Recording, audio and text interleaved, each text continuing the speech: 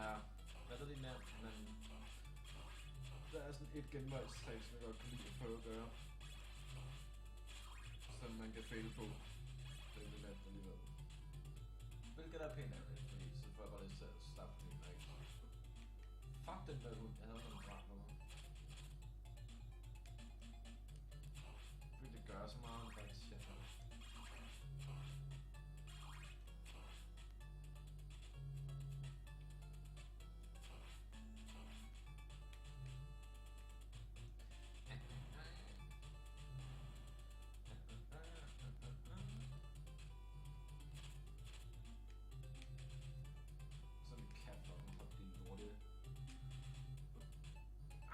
Det er pis. Der er en eller anden, der gør det online, fordi det er bachelor ikke kommer særlig højt op, men jeg kan fandme ikke få det til det, ikke? Jeg synes, fandme hack eller andet, jeg forstår det ikke. Jeg kan sgu da ikke gøre det. Den tredje bat plejer at være højt nok til, at man gør det, så jeg gør. Sådan der.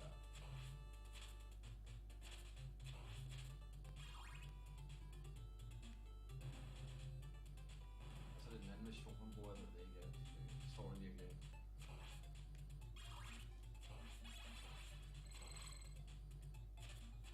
Skal du lige have the hatchet, så skal du ikke nakke lille gargoyle. Ja, det kan du godt. Der er faktisk en måde at gøre det på rigtig hurtigt, men fuck det. Man skal ramme sådan en perfect frame. Åbenbart, når man selv tager skade, og man så rammer på samme tid, så gør man åbenbart super meget skade. Og jeg ved det ikke. Jeg ved ikke, om det er på alle versioner, eller om det også virker på emulator, eller hvad. Jeg har ikke prøvet at gøre det. Fuck it. Prøv ikke med speedrunner på bare. Prøv bare at hygge mig med det.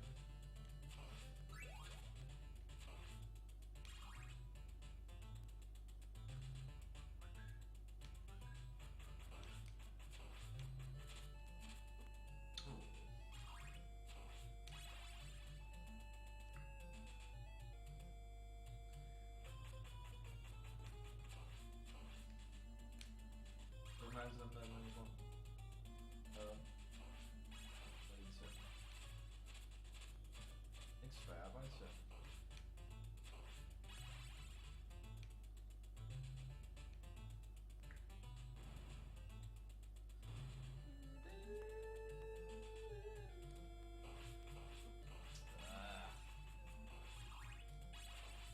Yep. Jeg tror ikke, det kan være på en god gennemgang det her, men mindre at jeg bare er ved at varme op. Så er jeg træt i dag. Det er ikke god kombo.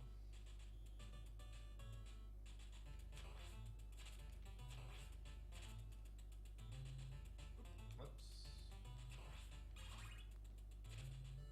Ja, skipper vi det der.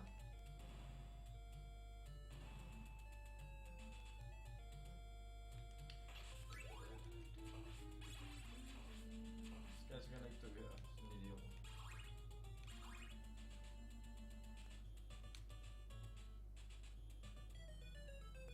Det gør jeg. Sjovt nok med speedrunner, han kunne godt gøre sådan. Det kan jeg jo bare ikke. Nå. Så må jeg lade være med at prøve at være så hurtig omkring det.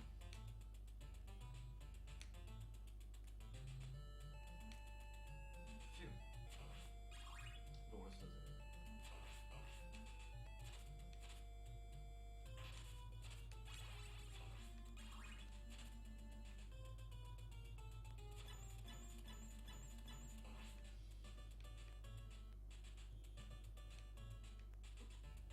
What?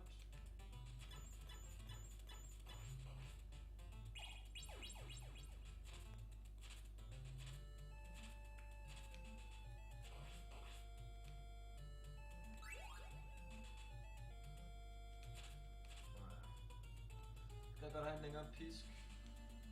Hader det. Ah, there we go.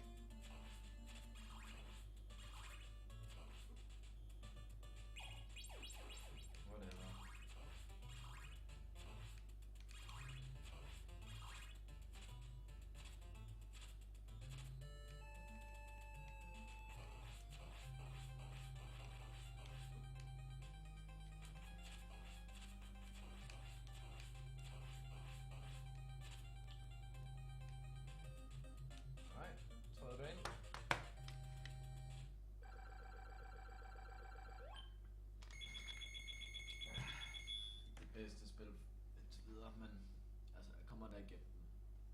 De der spike traps er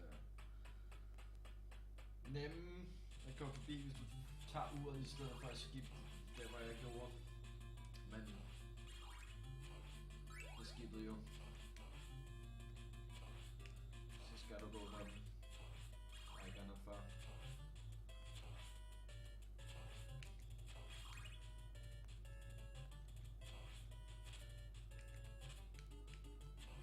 Det her det er helt klart den bedste sang i spillet, synes jeg.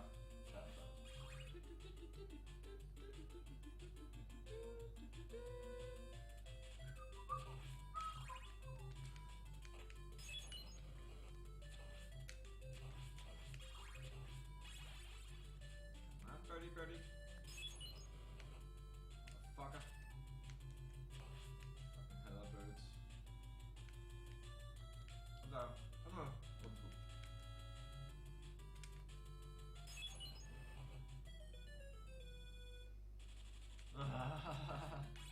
Jeg faktisk ikke. Jeg troede det var en god måde at nakke den på, men det var det åbenbart ikke. Det var en lortemåde.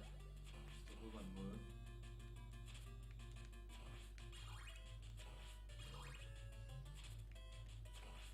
Pisk.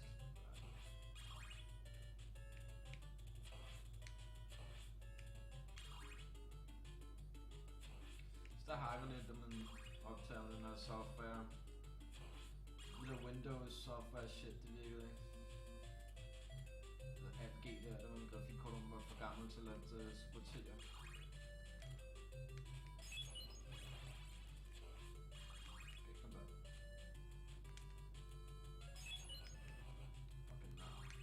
Jeg har mindst et ekstra liv, siden jeg har været så dårlig at dø 2 gange over. Tilbage igen. Fucking nar.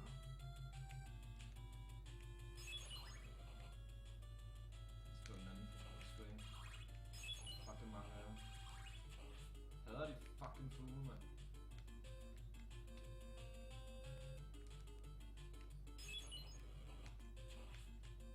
Det var sådan før, jeg gjorde noget dumt der.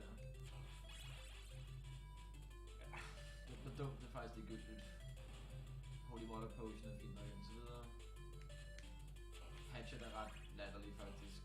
Og skræmme noget højere på luften, I guess.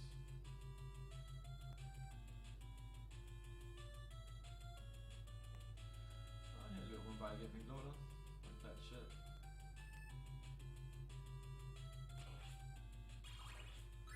Uret. Så er det rimelig nice at have, bare fordi det gør de her areas for meget nemmere. Så hvorfor ikke bare udnytte det? Hvorfor ikke?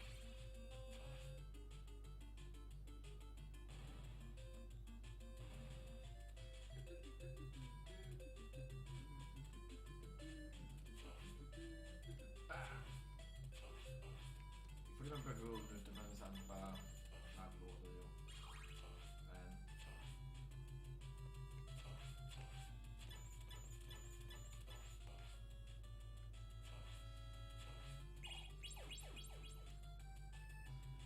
Men meget auto lige herovre, synes jeg også, at det igen sagtens skal gøres uden.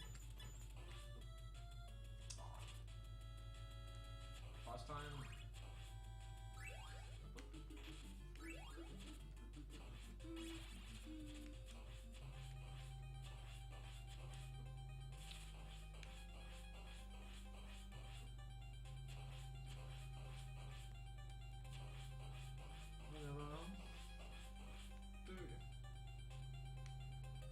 Fire baner. Go. Nu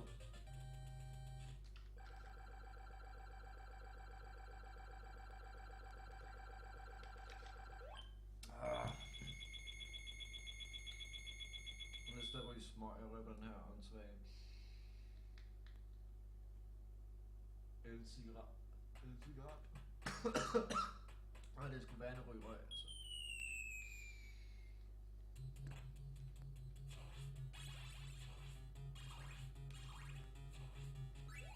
Yay. Der var tiden, fordi det er rimelig nice place faktisk, når vi lander de tænder.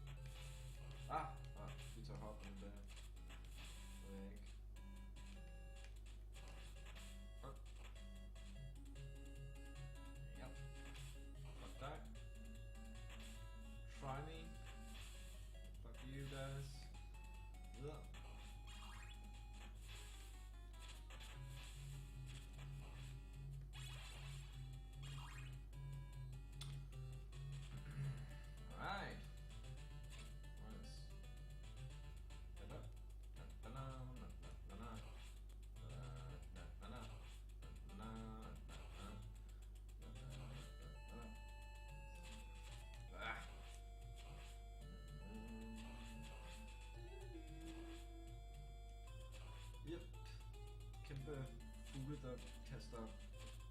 For der ligner aber noget, men umiddelbart er hunchbacks. Oh fuck that.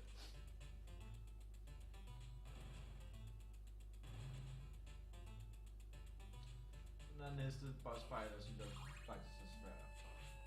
Så... Jeg håber, det går som det skal.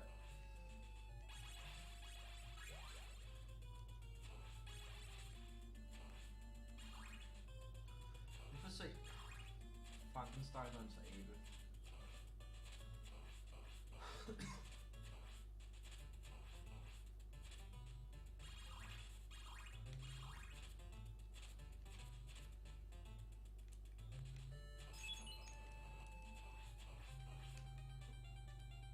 Fuck dig, abe.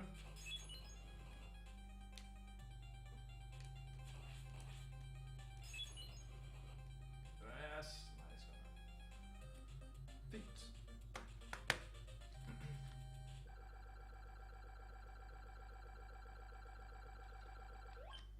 Femte bane.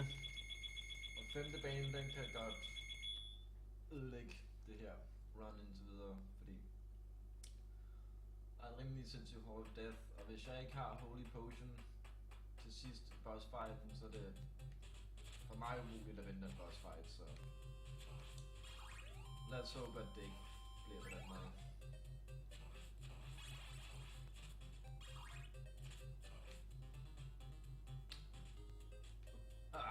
Han rammer. Ham der kalder jeg McBones.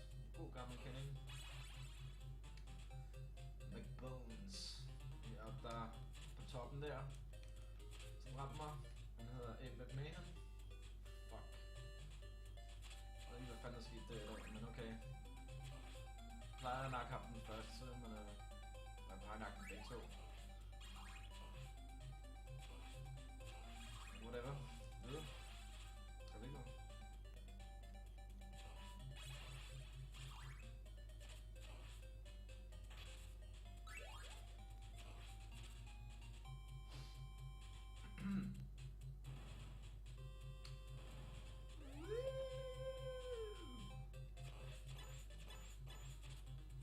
Shoot! Væk med dig! Shoot! Det er nar. Det er... Okay. Oh my god. Sikkert svin. Kan vi bare dø med det samme, ikke? Motherfuckers, du. Motherfuckers.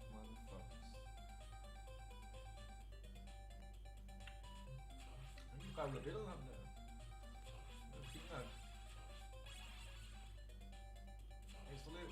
Nice. Det får man brug for. Eller, det er sådan set ligegyldigt. Jeg kommer ikke til at klare fucking boss, hvis jeg ikke nakker ham nu, så det bare... Jeg skal bare overleve på min fucking fire potions og dertil, og så lige meget.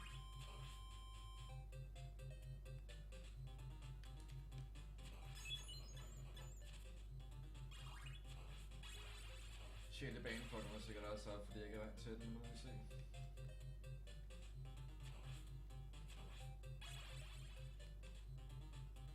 Ja, nej. Jeg er nervøs.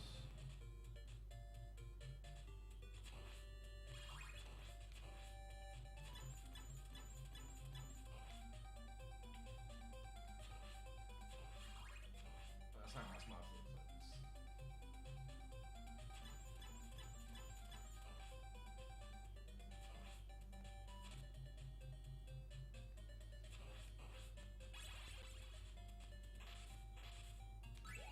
Full health, okay. Skal vi bare ikke have en fucking random pick-up på vores vej. Den her fucking Hall of Death, som jeg fucking hader. Fuck, dig din fucking dø. Yes, godt. Du så 100. Yes, okay. Nu skal vi bare ikke have en fucking dårlig random pick-up. Nej, det får vi heller ikke. Godt. Videre. Boss fight, kom så.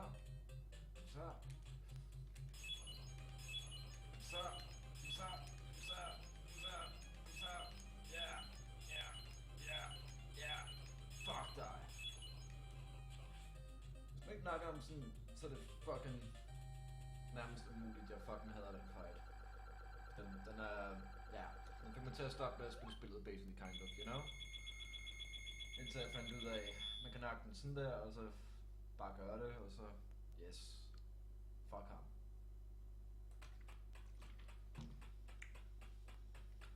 Sidste bane.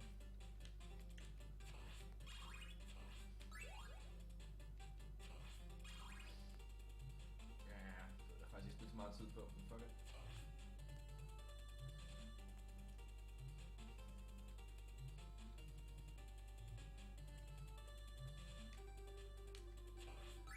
Det er godt nok noget lort, det der. Jeg plejer ikke at skyde sådan. Jeg gjorde den her. Jeg plejer ikke at blive ramt sådan der. Hold da kæft. Kom så. 3 liv tilbage. Can we do it? In one continue. Skal kunne lykkes. Ja.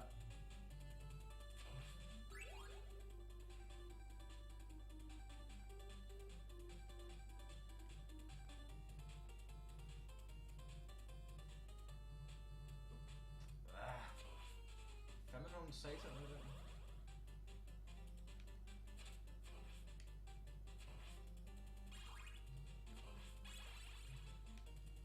Pas på, at jeg ikke får en lorte pick-up, men jeg har faktisk brug for flere hjerter, hvis jeg kunne få det. Det ville være nice.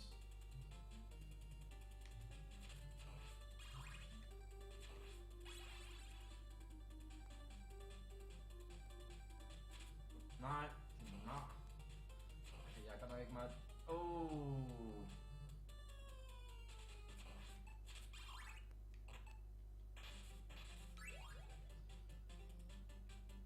Kom så. Knå. Okay. Alright, det er lidt rystet der. Jeg er forbi det. Det er første gang, at jeg kommer så hurtigt til her, uden at fuck op i det så meget. Så det er faktisk det bedste run nogensinde, når man tænker på, at jeg har prøvet at gennemføre spillet her. Det er ikke det bedste run til 5. bane, men helt klart det bedste run til 6. bane. Nu er vi ved sidste boss. Så vi kan do it.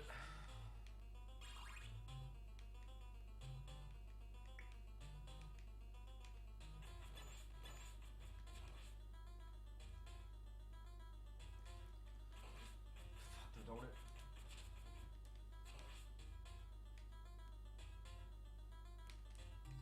Jeg laver ikke noget spil lige pludselig. Det er slet ikke så min taktik er. Jeg er ikke øvet nok til den her. Kom så. 2 liv. Hvis jeg kan gøre det, så gør jeg det. Kom nu.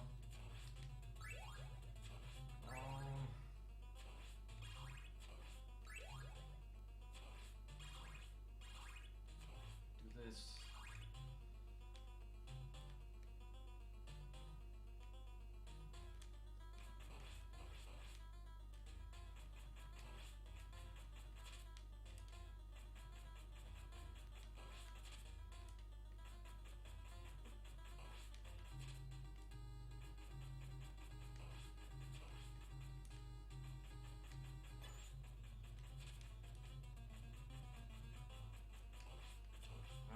Det var dårligt.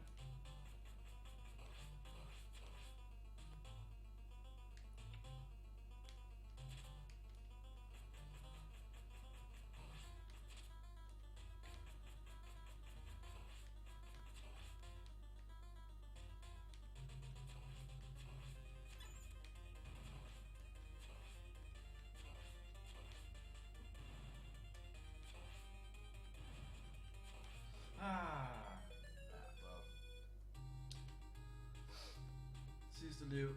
Jeg klarer sgu nok ikke på en continue, du. Gargoylen, den ved jeg ikke rigtig. Altså.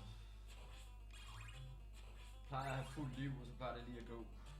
Man skal altså også klare Dracula uden at fucking tage noget skade. Altså. Sådan er det. Ikke noget skade.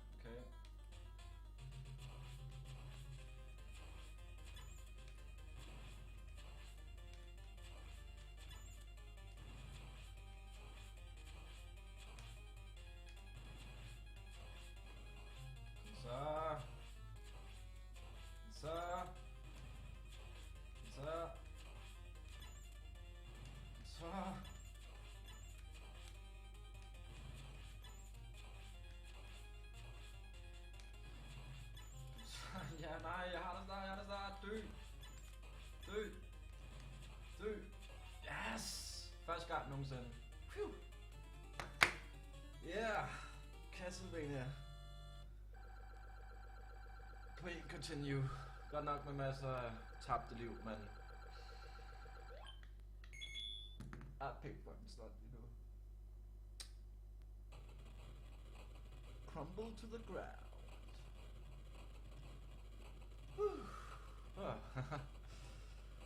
Nice.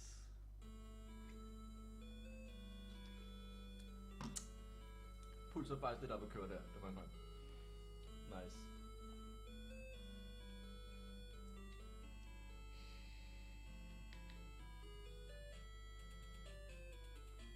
Fuck yeah.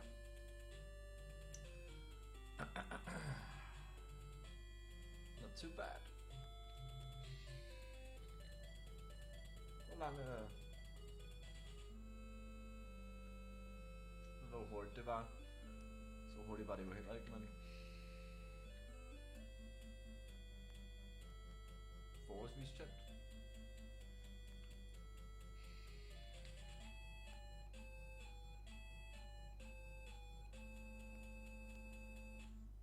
Thank you for playing. And... again! Alright. Over and out.